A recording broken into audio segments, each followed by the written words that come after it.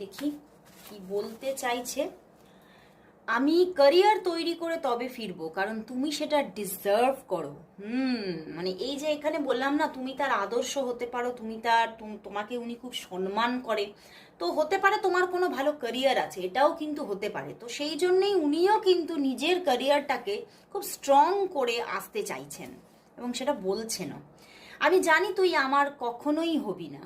দেখলে এখানে কিন্তু কেউ না কেউ তোমাদের মধ্যে ম্যারিড পার্সন থাকতে পারো, কারণ সেই কথাটাই আমার বারবার করে আসছিল আজকে। তুমি খুব ইম্যাচিওর, সব কিছু চাই বললেই হয় না, পরিস্থিতিও বুঝতে হয়।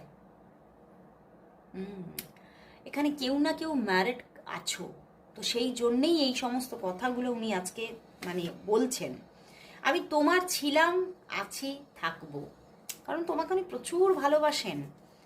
দেখো দেখো কথাটা মিলে গেল। কি গানটা এসেছে, রবীন্দ্রনাথের গানটা, কেটেছে একেলা বিরহের বেলা আকাশ কুসুম চয়নে। তোমরা ডিট্যাচমেন্টে ছিলে, বাট এইবারে কিন্তু আবারও কিন্তু উনি সম্পর্কটাকে ঠিক করে নিতে কিন্তু চাইছে। তো চলো দেখবো আজকে যা কার্ডস আসছে। আমার তো মানে আমার ইনটিউশন